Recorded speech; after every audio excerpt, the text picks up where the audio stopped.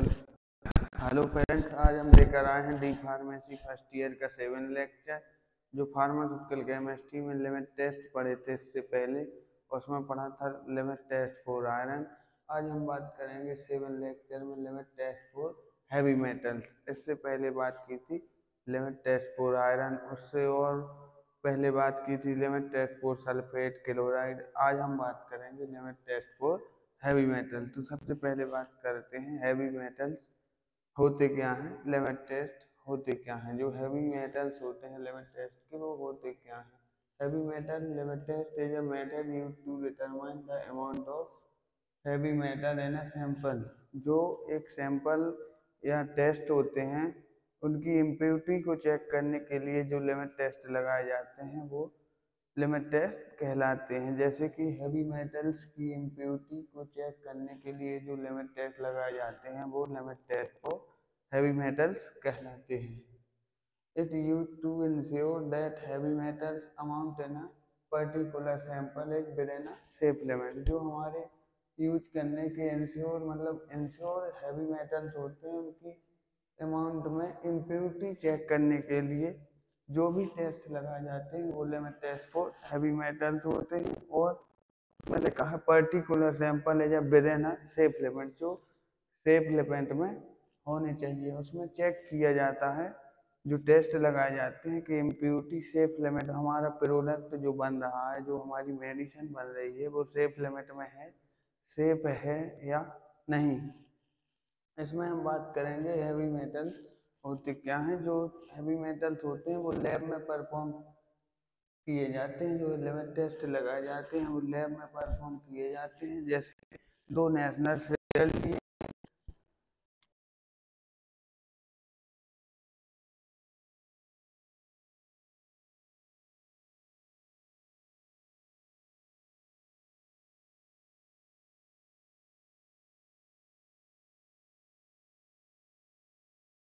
हमारा होता है वो होता है फार्माकोपिया के अनुसार बनाया जाता है। स्टैंडर्ड की जो वैल्यू होती है वो एग्जैक्ट और इंश्योर होती है। एग्जैक्ट जैसे इसमें है limit test for heavy metals में, उसमें बता दिया गया है कि जो हमारा स्टैंडर्ड है वो लेड और स्टैंडर्ड, इसमें पहले से बता दिया गया है कि जो हमारा हैवी मेटल्स है वो लेड फॉर हैवी स्टैंडर्ड है। जो हमारा स्टैंडर्ड बताया गया है फार्माकोपिया के अनुसार वो लेड फॉर स्टैंडर्ड है। जो हमारा टेस्ट है उसकी अकॉर्डिंग कंपेरिजन किया जाता है स्टैंडर्ड से। तो उसमें चेक किया गया कि जो स्टैंडर्ड है वो लेड फॉर स्टैंडर्ड है। इसमें लेड उसमें पहले से स्टैंडर्ड में देखा गया फार्माकोपिया के अनुसार, तो उसमें बताया गया कि स्टैंडर्ड जो है वो लेड फॉर स्टैंडर्ड है। लेड फॉर स्टैंडर्ड, इसमें लेड की मात्रा पाई गई है। प्रिंसिपल, इससे पहले हमने प्रिंसिपल की बात की थी और उसके ऑपरेटर्स के बारे में, रिक्वायरमेंट के बारे में और उसका प्रोसीजर, और जब प्रैक्टिकल हो जाता है तो उसका रिजल्ट चेक किया जाता है। आज हम बात करेंगे प्रिंसिपल फॉर हैवी मेटल्स का सिद्धांत, उसका सिद्धांत बताया जाता है, उसका प्रोसीजर बताया, जो विधि होती है बनाने की वो बताई जाती है, और क्या क्या रिक्वायरमेंट होती है ऑपरेटर्सों की, उपकरणों की। तो सबसे पहले है हैवी मेटल्स इम्प्योरिटी रिएक्ट। जो हमारे हैवी मेटल्स हैं, जो हमारी इम्प्योरिटी है वो रिएक्ट करती है विथ हाइड्रोजन सल्फाइड और सोडियम सल्फाइड के साथ। जो हमारा हैवी मेटल्स है वो क्रिया करता है हाइड्रोजन सल्फाइड यानी कि H2S और सोडियम सल्फाइड यानी कि Na2S in presence of acidic और एल्कलाइन मीडियम, मतलब अम्लीय और क्षारीय माध्यम में इसकी प्रेजेंस में रिएक्ट करके हैवी मेटल फॉर सल्फेट यानी कि ब्राउन कलर प्रेसिपिटेट बनता है। जो हमारा हैवी मेटल्स है उसमें बताया गया है कि हैवी मेटल्स से क्रिया करके जो हमारा हाइड्रोजन सल्फाइड है और सोडियम सल्फाइड है वो क्रिया करके किसके प्रेजेंस में, किसके मीडियम में, जो हमारा अम्लीय और क्षारीय माध्यम है, एसिडिक और एल्कलाइन मीडियम में क्रिया करके हैवी मेटल सल्फेट बनाते हैं, जो ब्राउन कलर देता है और उसका प्रेसिपिटेट बनाता है या ब्राउन अवक्षेप बनाता है। इसमें 4 मेथड हैं, मेथड ए, मेथड बी, मेथड सी, मेथड डी। अब ये जो मेथड है हैवी मेटल्स की, जो हाइड्रोजन सल्फाइड के साथ दो रिएक्ट करती हैं, जो मेथड ए है, बी है, और कुछ जो मेथड है वो सोडियम सल्फाइड के साथ रिएक्ट करती हैं। मेथड ए और बी किसके साथ? For the substance gives clear colourless solution under specific condition given a monograph. जो हमारा मोनोग्राफ है उसके अनुसार मेथड ए और मेथड बी क्रिया करती हैं, और जो हमारा मेथड सी और मेथड डी है वो for the substance which gives clear colourless solution in NaOH solution के साथ रिएक्ट करते हैं। जो हमारा ए और बी मेथड है वो है किसका? मोनोग्राफ के अकॉर्डिंग होता है, और जो हमारा मेथड सी और डी है वो चलता है which gives clear colourless solution NaOH solution के साथ क्रिया करता है। इसके बाद जो मेथड ए और बी, जो मेथड सी और डी है, उसके बाद आता है अपरेटस और रिक्वायरमेंट। अपरेटस मीन्स होता है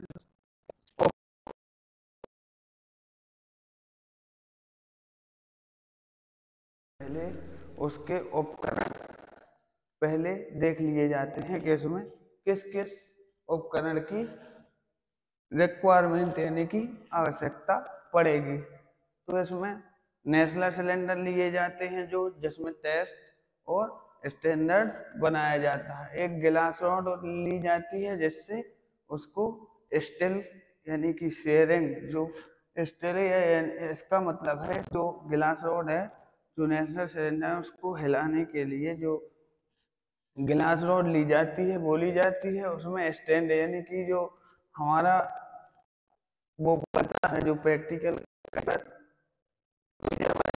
जो भी रिजल्ट आता है उसको स्टैंड पर रखने के लिए 5 मिनट के लिए कहा जाता है, तो वो स्टैंड में लगा दिए जाते हैं स्टैंडर्ड और टेस्ट। इसके बाद पिपेट जिससे सामान लिया जाता है, और इसके बाद है वेइंग मशीन यानी कि इलेक्ट्रिक जो तराजू होते हैं, और जो हमारी होती है उनको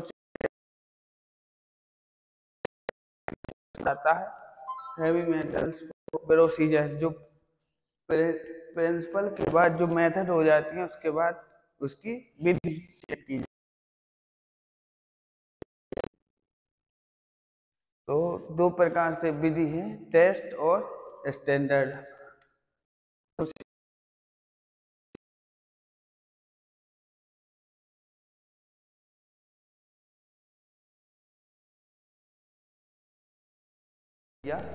तो उसमें बताया गया टेस्ट पर मोनोग्राफ 25 ml सॉल्यूशन। जो हमारा मोनोग्राफ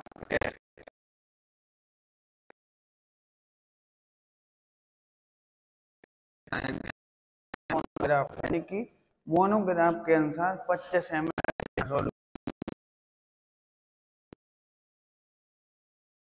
क्या बताया गया? Take 2 ml standard. जो हमारा लेड बताया, लेड सॉल्यूशन दिया गया था इंडियन फार्माकोपिया के अनुसार, जो स्टैंडर्ड बनाया दिया गया उसको 2 ml में लाकर dilute in up to 25 ml। पहले 2 ml लेड लिया, फिर उसके बाद 25 ml उसको डाइल्यूट किया। अब इसके बाद आता है add dilute acetic acid ammonia to adjust the pH. जो हमारा डाइल्यूट एसिटिक एसिड है उसको अमोनिया एडजस्ट करने के लिए, उसका पीएच जो जल का पीएच है उसको एडजस्ट करने के लिए एसिडिक माध्यम में अमोनिया लिया गया। कितना? 3N4 अमोनिया लिया गया, दोनों में वो लिया गया एसिडिक मीडियम में। अब इसमें है add water up to 35 ml, दोनों में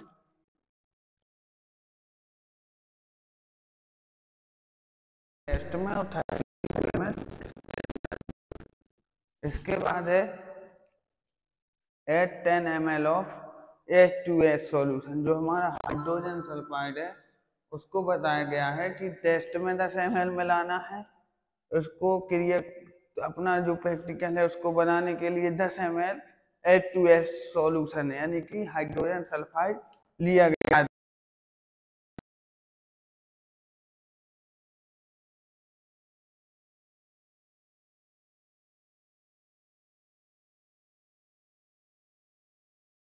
है diluted up to 50 ml water, 50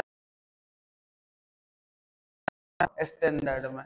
फिर उसके बाद बता गया है कीप साइड फॉर 5 मिनट। अब दोनों को स्टैंड में रख दिया गया 5 मिनट के लिए, टेस्ट को और स्टैंडर्ड को। 5 मिनट होने के बाद उसमें ऑब्जर्व किया गया, क्या observe compare the brown colour, दोनों को उठाकर देखा गया ऑब्जर्व द ब्राउन कलर की ब्राउन कलर ऑब्जर्व हो रहा है कि नहीं। अब जो टेस्ट और स्टैंडर्ड होगा, तो जो स्टैंडर्ड होगा